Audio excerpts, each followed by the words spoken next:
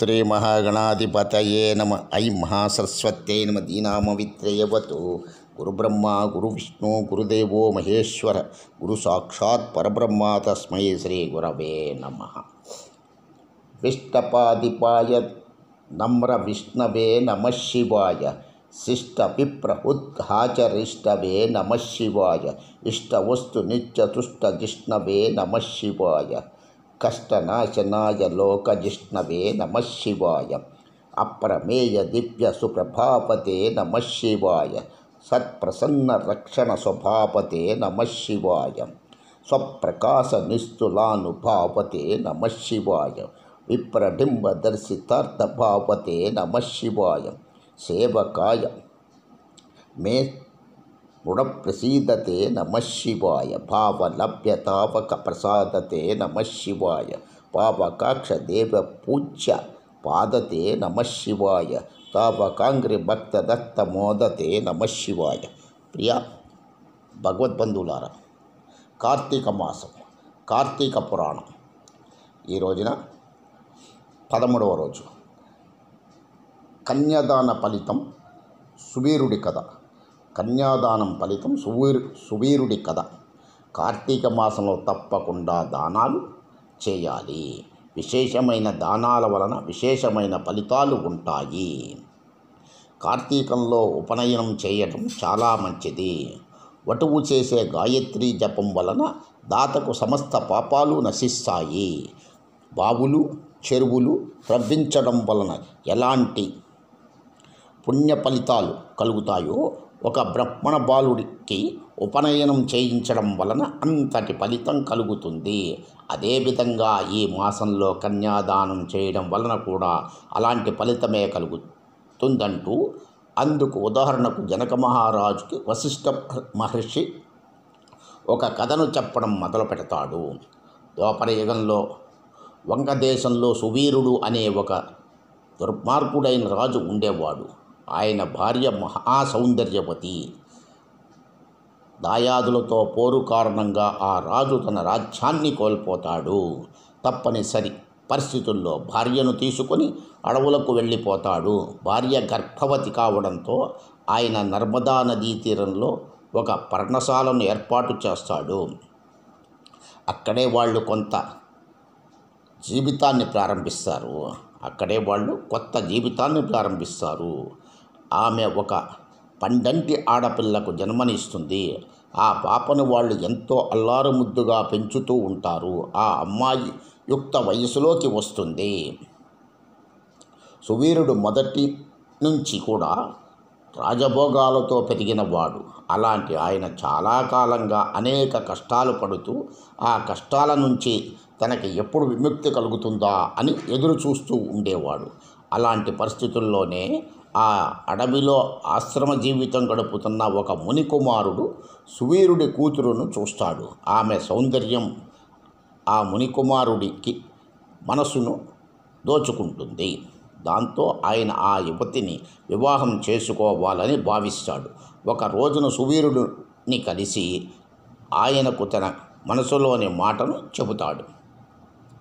సువీరుడు చాలా కాలంగా తాను పేదరికంతో పడుతున్న బాధలను గురించి చెబుతాడు. అతనికి కన్యాశుల్కంగా తనకి అపారమైన ధనరాశిని సమర్పిస్తే తాను తన కూతురిని ఇస్తానని, లేదంటే ఇవ్వలేనని తేల్చి చెబుతాడు.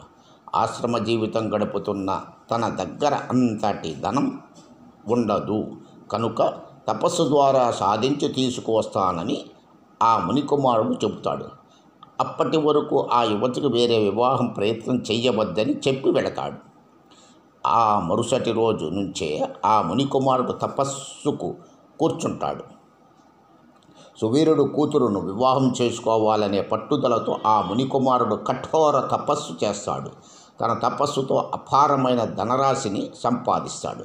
ఆ ధనరాశిని తీసుకొచ్చి సువీరుడికి కన్యాశుల్కంగా అందజేస్తాడు. దాంతో సువీరుడు తన కూతురు ఆ మునికుమారుడికి ఇచ్చి వివాహం చేస్తాడు. అతనితో తన కూతురును అత్తవారింటికి పంపించి వేస్తాడు.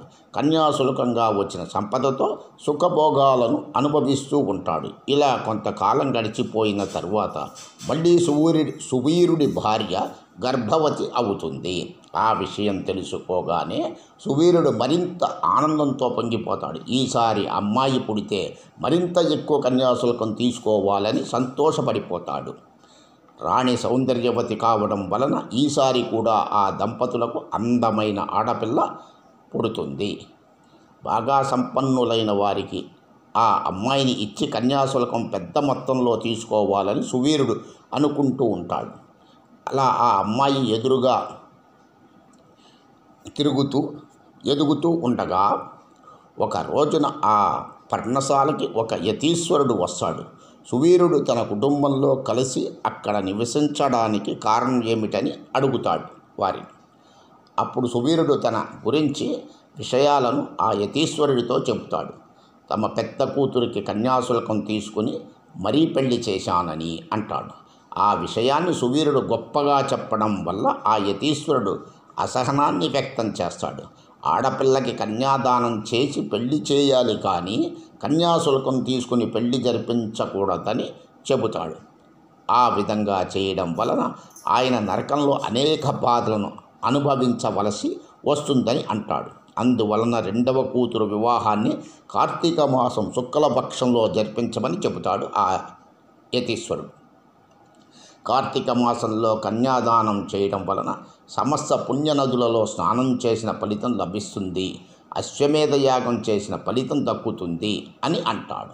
అందువలన పెద్ద అమ్మాయి విషయంలో చేసిన తప్పు రెండవ అమ్మాయి విషయంలో చెయ్యకుండా కన్యాదానం వలన జీవితాన్ని తరింపచేసుకోమని చెబుతాడు. అయితే కన్యాశుల్కంపై ఎంతో ఆశ పెట్టుకున్న సువీరుడికి ఆ మాటలు ఎక్కవు, రుచించవు. తాను సుఖపడటానికి అవసరమయ్యే కన్యాశుల్కం రాకుండా చేసే ధర్మంతో పుణ్యంతో తనకి పని లేదని చెబుతాడు. ఉన్నాయో లేవో తెలియని ఉత్తమ గతుల కంటే శరీరానికి అవసరమైన సుఖాలను అందించడమే మంచిదనే అభిప్రాయాన్ని వ్యక్తం చేస్తాడు. ఎంతగా చెప్పినా ఆయన వినిపించుకోకపోవడంతో ఆ యతీశ్వరుడు అక్కడ నుంచి వెళ్ళిపోతాడు. సువీరుడు తన రెండవ కూతురికి కూడా కన్యాశుల్కం తీసుకుని అత్తవారింటికి పంపించాలని కన్న కలలు నెరవేరవు. ఎందుకంటే ఆయన అనూహ్యంగా తరుముకు వచ్చిన మృత్యువుకు దొరికిపోతాడు. యమభటులు ఆయనను నరకలోకానికి తీసుకొని పోతారు. కన్య విక్రయం అనే పాపానికి ఆయనకి అక్కడ శిక్షలు విధిస్తారు. అంతేకాదు, స్వర్గంలో అనేక భోగాలను అనుభవిస్తూ ఉన్న సువీరుడి పూర్వీకుడైన శృతకీర్తిని కూడా యమభటులు నరకానికి తీసుకొని వచ్చేస్తారు. తనని ఎందుకు నరకానికి తీసుకొని వస్తున్నది శృతకీర్తికి అర్థం కాక అయోమయానికి లోనవుతాడు. ఆయనను యమధర్మరాజు ముందు నిలబెడతారు. తాను చేసిన పుణ్యకార్యాలను గురించి ఆయన యమధర్మరాజు వివరిస్తాడు. పుణ్య విశేషాల కారణంగా స్వర్గానికి వెళ్ళిన తనని నరకానికి ఎందుకు తీసుకువచ్చారని అడుగుతాడు. ఆయన వంశంలోని చివరివాడైన సువీరుడు కూతురును విక్రయించాడు. ఆ పాపం వల్లనే ఆయన నరకానికి వచ్చేశాడు. ఆయన చేసిన ఆ పాపం వల్లనే పూర్వీకులైన మీరంతా నరకంలో పడవలసి వచ్చిందని యముడు చెబుతాడు. అయితే ఇక తనకి యమబాధల నుంచి విముక్తి లేదా, ఇక్కడ ఉండవలసిందేనా అంటూ శృతకీర్తి ఆవేదన వ్యక్తం చేస్తాడు. సువీరుడికి రెండవ కూతురు ఉంది. ఆమెకు ఇంకా పెళ్లి కాలేదు. ఆ ప్రయత్నాల్లోనే తల్లి ఉంది. అందువలన ఆ కన్యను దానం చేయగలిగితే తిరిగి మీ అందరికీ పుణ్యలోక ప్రాప్తి కలుగుతుంది. అందువలన నీకు శరీరం ఇస్తున్నాను. నువ్వు భూలోకానికి వెళ్ళి ఆ అమ్మాయి తల్లికి నచ్చజెప్పి కార్తీక మాసంలో కన్యాదానం చేయమని యమధర్మరాజు చెబుతాడు. శృతకీర్తి అందుకు ఆనందంగా అంగీకరిస్తాడు. యమధర్మరాజు ఇచ్చిన శరీరాన్ని ధరించి భూలోకానికి చేరుకుంటాడు. అడవిలో పర్ణశాలలో ఉంటున్న సువీరుడి భార్యను కలుసుకుంటాడు. సువీరుడితో పాటు తాము నరకంలో బాధలను అనుభవిస్తున్న కారణం గురించి చెబుతాడు. పరిస్థితి అర్థం చేసుకుని ఆమె అంగీకరిస్తుంది. ఉత్తముడైన ఒక బ్రాహ్మణ యువకుడిని చూసి సువీరుడు కూతురునకు వివాహం నిశ్చయిస్తాడు. ఒక శుభముహూర్తాన కన్యాదానం జరిగేలా చేస్తాడు. ఆ ఫలితం కారణంగా సుతకీర్తి నరకం నుంచి విముక్తుడై తిరిగి స్వర్గానికి చేరుకుంటాడు. ఆ కారణంగా సువీరుడు కూడా నరకం నుంచి స్వర్గానికి చేరుకుంటాడు. ఓ రాజా, కార్తీక మాసంలో చేసే కన్యాదానానికి అంతటి శక్తి ఉంది. అందువలన ఆడపిల్లను కలిగిన తల్లిదండ్రులు ఆ అవకాశాన్ని వదులుకోకూడదు అంటూ వశిష్ఠ మహర్షి సెలవిస్తాడు. కార్తీక మాసంలో ఆచరించవలసిన నియమనిష్టలను, అనుసరించవలసిన పద్ధతులను గురించి ప్రస్తావిస్తూ ఈ మాసం యొక్క విశిష్టతను కథల రూపంలో కార్తీక పురాణం చెబుతుంది. ఆ కథలను సరళమైన భాషలో మరింత ఆసక్తికరంగా మీకు అందించే ప్రయత్నం చేస్తున్నాం. సేకరించిన కథలలోని సారాంశాన్ని అందరికీ అర్థమయ్యే భాషలో చెప్పడమే ఇక్కడి మా ముఖ్య ఉద్దేశం. ఓం నమః శివాయ చ నమః శివాయ. సమస్త సన్మంగళాని భవంతు. సర్వే జనా సుఖినో భవంతు. లోకా సమస్త సుఖినో భవంతు. ఓం శాంతి శాంతి శాంతి. తదుపరి 13వ రోజు కలుసుకుందాం.